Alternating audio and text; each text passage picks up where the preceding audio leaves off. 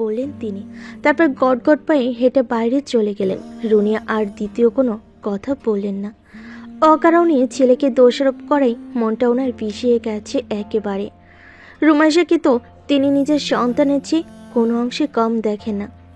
তারপরও তার এটা কিভাবে বলতে পারলো যে তিনি খেয়াল রাখেননি? মনে মনে অনেক কষ্ট পেলেও প্রকাশ করলেন না রুনিয়া। রুমাইশার স্যালাইন শেষ হলে বাড়িতে যাওয়ার তোড়জোড় শুরু করলেন আয়েশা। রুমাইশার বই খাতা আর জামা কাপড়গুলো গুছিয়ে নিলেন। রুমাইশার সেন্স পেয়েছি কিছুক্ষণ আগে, এখন কথা বলছি টুকটাক, তাই আর দেরি করেননি আয়েশা। শামসুলও সাহায্য করছেন সাথে। রুনিয়া দাঁড়িয়ে আছেন দরজায়, কিচ্ছু করার নেই ওনার। ইশতিয়াক আহমেদ আর শাফিন বসে আছে হলরুমের সোফায়। দুপুরের খাবার সময় হলে শামসুল আয়েশা কেউ খেলেন না। রুনিয়া অনেকবার জোরাজুরি করলো, কাজ হলো না। শুধুমাত্র রুমাইশার মেডিসিন আছে বলে ওকে খাওয়ালেন আয়েশা। তারপর গাড়ি ডেকে এনে রুমাইশার জিনিসপত্র সহ বাড়ির উদ্দেশ্যে রওনা দিলেন। ছাদের উপর থেকে একজোড়া তৃষ্ণার্ত চোখ তাকিয়ে তাকিয়ে দেখল শুধু রুমাইশাদের গাড়িটাকে, যতক্ষণ না গাড়িটা চোখের আড়াল হলো। সন্ধ্যা নাগাদ বাড়ি ফিরে গাড়ি থেকে জিনিসপত্র নামিয়ে রুমাইশাকে নিয়ে ভিতরে চলে গেলেন আয়েশা আর শামসুল। রুমাইশা আয়েশার কাঁধে ভর দিয়ে হেঁটে চলল নিজের রুমের দিকে। ধীরে ধীরে রুমে পৌঁছালো রুমাইশা। বিছানায় রুমাইশাকে শুইয়ে দিয়ে গায়ে কাঁথা টেনে দিয়ে রুমাইশাকে বিশ্রাম নিতে বলে চলে গেলেন আয়েশা খানম। অনেকগুলো দিন পর নিজের রুমে এসে রুমাইশার কেমন জানি ফাঁকা ফাঁকা ঠেকল, কিন্তু জ্বরের ঘরে এসব নিয়ে ভাবার সময় পেল না ও। বিছানায় যাওয়ার কিছুক্ষণের মধ্যেই ঘুমিয়ে পড়ল ও। রাতে একবার খাবার খাওয়ার জন্য রুমাইশাকে ডেকে তুললেন আয়েশা। রুমাইশাকে মুখে তুলে খাবার খাইয়ে দিয়ে এক গ্লাস দুধ খাওয়ালেন, তারপর ওষুধ খাইয়ে দিলেন। খাওয়া দাওয়া শেষ করেই আবার শুয়ে পড়ল রুমাইশা। ক্লান্তি আর অবসন্নতায় জেগে থাকার ফুরসত পেল না। কিছুক্ষণের মধ্যেই আবার ঘুমিয়ে পড়ল। আয়েশা খানম ঘুমালেন আজ ওর সাথে। পাশে শুয়ে মেয়ের মাথায় কিছুক্ষণ হাত বুলালেন। খুব মেয়ের শখ ছিল ওনার, কিন্তু বিয়ের পর প্রথমেই হলো রাফসান। ছেলে হওয়াতে যে অখুশি হয়েছিলেন আয়েশা সেটাও নয়। আল্লাহ সুবহানাল্লাহ তাআলা যেটা ভালো মনে করেছেন সেটাই দিয়েছেন ভেবে নিজেকে আশ্বস্ত করেছিলেন আয়েশা। রাফসান হওয়ার 2 বছরের মাথায় আবার সন্তান সম্ভাবনা হলেন আয়েশা। আয়েশার শাশুড়ি ব্যাপারটা মোটেও ভালোভাবে নিলেন না, কারণ রাফসান এখনও ছোট। এই সময় আবার বাচ্চা নিয়ে ফেলল আয়েশা। একা রাফসানকে দেখে রাখতেই আয়েশার শাশুড়ির প্রাণ যায় যায় অবস্থা। আয়েশা মা ছিলেন না, তাই সব চাপ এসে পড়তো শাশুড়ির উপর। তিনি বৃদ্ধা মানুষ, তিনি আর কতটুকুই বা করবেন। তিনি বলে দিলেন বাচ্চা হওয়ার পর তার উপর যেন কোনো চাপ না পড়ে। রাফসানকে দেখছেন সেটা ঠিক আছে, উনি দেখবেনও, কিন্তু এই অনগত বাচ্চাটার কোনো কিছু করতে পারবেন না তিনি। সব আয়েশাকেই করা লাগবে। মায়ের কথাই তখন কোনো প্রতিক্রিয়া জানায়নি শামসুল। ব্যাপারটাকে সম্পূর্ণ বউ শাশুড়ি ঝামেলা মনে করে এড়িয়ে গেছেন। প্রেগনেন্সির সময়টাই আয়েশাকে ভালোই যত্ন করেছিলেন তার শাশুড়ি। আয়েশার খাওয়া দাওয়া, ওষুধপত্র সব কিছুর খেয়াল বেশিরভাগ উনিই রাখতেন। তারপর সময় মতো আয়েশার কোল আলো করে এলো রুমাইশা। আয়েশার শামসুল দুজনে মেয়ে হয়েছে দেখে প্রচণ্ড খুশি হলেন, কিন্তু শামসুলের মা খুব একটা খুশি হলেন না। তার যেটুকু না করলেই নয় সেটুকুই করলেন তিনি। শামসুলের মা আয়েশাকে কোনো কিছু করে দিতে পারবেন না বলে আয়েশা আর রুমাইশাকে দেখাশোনার জন্য শামসুল একজন হেল্পিং হ্যান্ড রাখলেন, কিন্তু এতে বিপত্তি বাঁধল আরও বেশি। আয়েশার শাশুড়ি এসে শামসুলের সাথে ঝামেলা করলেন যে রাফসান হওয়ার সময়ও যদি একজন হেল্পিং হ্যান্ড রাখতো শামসুল, তাহলে তো তার উপর এত চাপ পড়তো না, এত সব কাজ তার একা একা করা লাগতো না। বুড়ো বয়সে এসে তাকে বাড়ির সমস্ত কাজ করতে হয়েছে। শামসুল তখন তার মাকে কোনো রকম বুঝিয়ে সুঝিয়ে শান্ত করেন। পরবর্তীতে তিনি আর ঝামেলা না করলেও রুমাইশাকে রাফসানের মতো করে দেখতেন না, যেটা ছোটবেলায় রুমাইশা না বুঝলো পরবর্তীতে বয়স বাড়ার সাথে সাথে ধীরে ধীরে বুঝতে শুরু করে।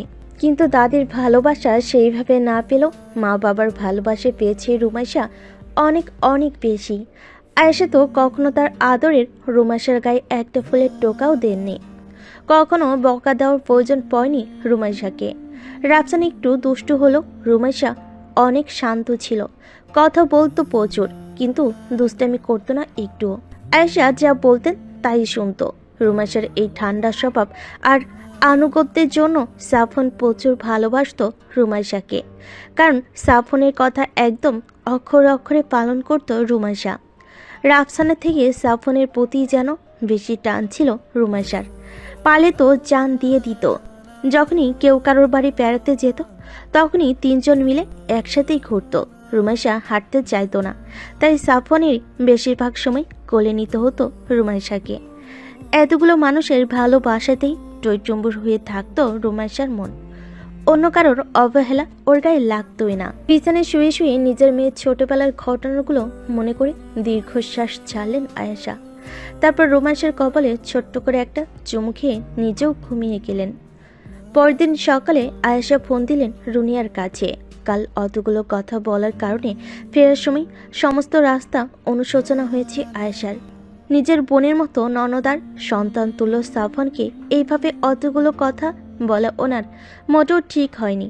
ডাইনিং টেবিলের উপর ফোন রেখে কিচেনে কাজ করছিলেন রুনিয়া।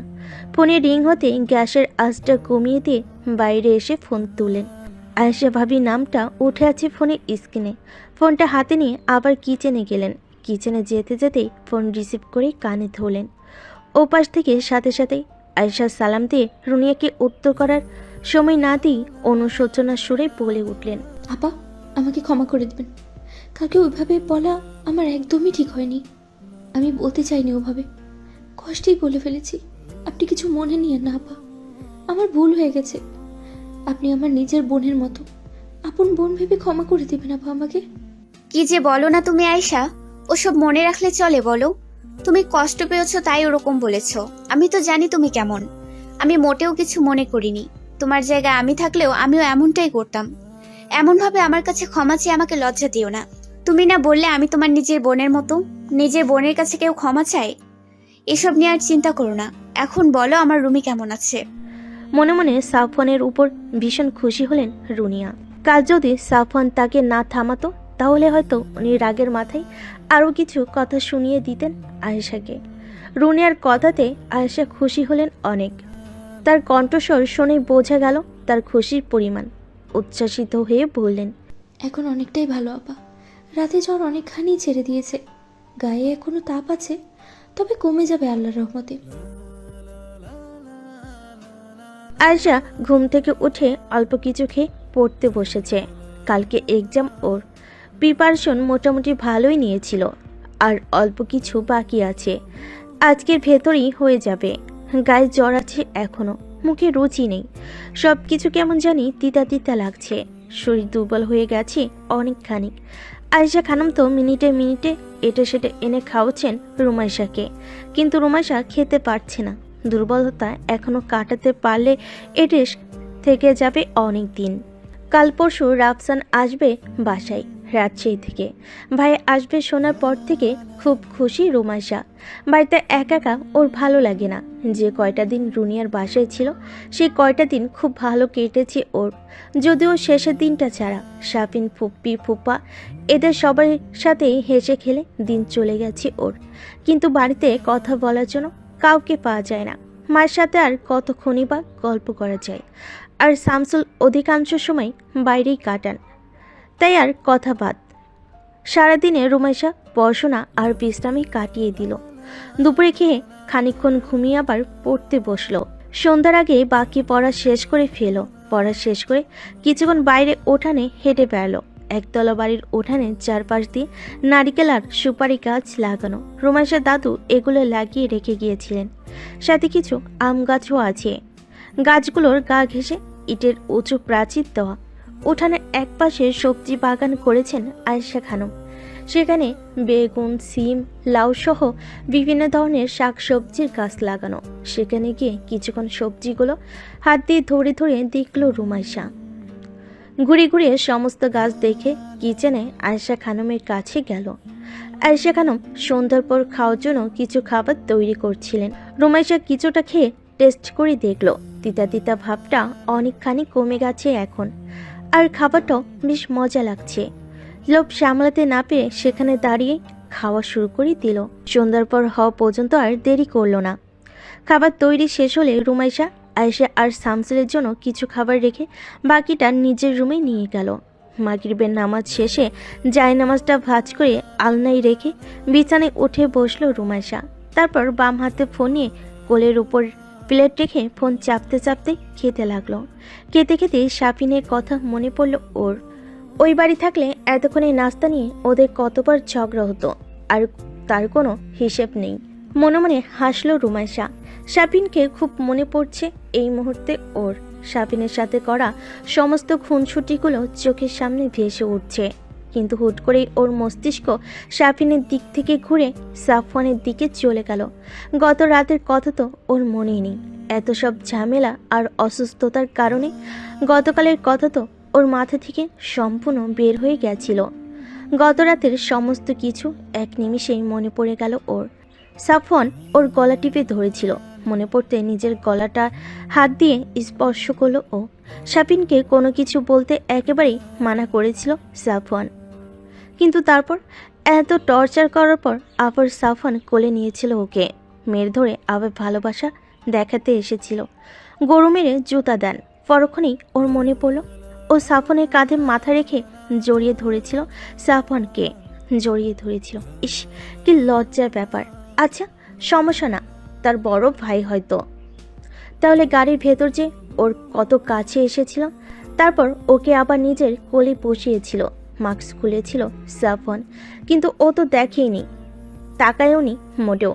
কিন্তু তারপর যে ওকে চুমু খেতে বলেছিল। চুমু? Like seriously? জিব্বা দিয়ে রুমাইশার চোয়াল চেটে দিয়েছিল সাফওয়ান। কে চাটে ভাই এমন? এক যে চোয়ালে সাফওয়ানের জিব্বা ঠেকিয়েছিল, সে চোয়ালটা নিজের অজান্তে হাত দিয়ে ভালোভাবে খানিক ঘষল রুমাইশা। মাথাটা খারাপ হয়ে গেল রুমাইশার। সাফওয়ান ভাইয়া এরকম সত্যি সত্যি করেছিল নাকি ও স্বপ্ন দেখেছিল? কিন্তু ওকে তো নিয়ে গেছিল কোথাও, যেন ওই খারাপ আবহাওয়ার ভেতর কোথায় কোনো নদী খালবিলের কাছে নিয়ে গেছিল। এটা তো সত্যি। সাফওয়ান ওর চেহারা দেখার জন্য জোর করছিল ওকে, কিন্তু তারপর তো আর কিছু মনে নেই। ওসব কিছুই সত্য ছিল। ওর সর্বনাশ। সমস্ত ঘটনা মনে পড়তে আবারও একবার অবকতার চরম পর্যায়ে গিয়ে নিজের হাওয়া মুখের উপর নিজের ডান হাতটা চাপা দিল রুমাইশা। আয়েশা রুমের সামনে দিয়ে কিচেনে যাচ্ছিল। রুমাইশার রুমের ভিতর চোখ পড়ে উনি দেখলেন রুমাইশা নাস্তার প্লেট নিজের কোলের উপর রেখে মুখে হাত দিয়ে হা হয়ে মেঝের দিকে তাকিয়ে আছে। ভুরুকুটি করে রুমাইশার রুমে ঢুকলেন তিনি। দরজার কাছে দাঁড়ালেন। উনি দরজার কাছে এসেছেন, তবুও রুমাইশার কোনো ভাবান্তর হলো না দেখে দরজায় হাত দিয়ে নক করার মতো শব্দ করলেন। ভাবনার ভেতর আশঙ্কিক শব্দ হয়ে লাফিয়ে উঠল রুমাইশা। কোল থেকে নাস্তার প্লেটটা শব্দ করে পড়ে গেল নিচে। নাস্তার প্লেটের দিকে একবার তাকিয়ে আবার নিজের মায়ের দিকে ভুর কুচকে তাকিয়ে বলল, নক করে আসতে পারবো? নকই তো করলাম। তুই যে ভাবনা চিন্তা করতে করতে মহাকাশে চলে গেছিস তা কি আর আমি জানি? রুমাইশা কি বলবে ভেবে না পেয়ে তাড়াতাড়ি বিছানা থেকে নেমে খাবারগুলো প্লেটে তুলতে তুলতে রাগী গলায় বলল, তো মার জন্য আমার এত মজার নাস্তাগুলো পড়ে গেল। ঠিক আছে, পৃথিবীর মানুষ পৃথিবীতে থাকবে, মহাকাশে যাবে কেন? তারপর দরজাটা টেনে দিয়ে চলে গেলেন ওখান থেকে। রুমাইশা খাবার প্লেটে তুলে আবার বিছানায় বসলো। সব হয়েছে ওই অজগরটার জ্বালায়। বাড়িতেও শান্তিতে নেই আমি। এখন মাথার ভেতর এসেও টর্চার করছে। বউ ভালো হবে না তোর, দেখিস খবিস বেটা। বউ হবেই বা কই থেকে? কে বিয়ে করবে তোরে? ওই রকম চেহারা আর খচ্চরের মতো আচরণ দেখলে কেউ বিয়েই করবে না। সারা জীবন সিঙ্গেল থাকতে হবে তোকে। মনে মনে সাফওয়ানকে খানিক বকাঝকা করে আবার খাওয়াই মনোযোগ দিল। রাতের বেলা পড়া শেষ করে 11টার পর বিছানায় এলো রুমাইশা। আয়েশা আজও ওর কাছে ঘুমাতে চেয়েছিল, কিন্তু রুমাইশা মানা করে দিয়েছে। ও তো আর অত অসুস্থ নেই। রাত জেগে পড়লে আয়েশার ঘুমের ব্যাঘাত ঘটবে ভেবে আয়েশাকে আর মোটেও ঘুমাতে নিল না রুমাইশা। আয়েশাকে বলে দিল কোনো সমস্যা যদি হয় তাহলে আয়েশার ফোনে মিসড কল দিবে।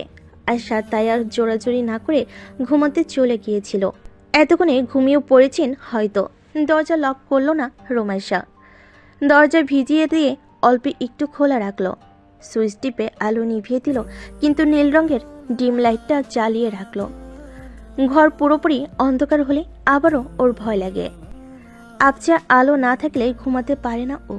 সব কিছু ঠিকঠাক করে তারপর বিছানায় শুয়ে সে ফোন চাপতে থাকলো রুমাইশা।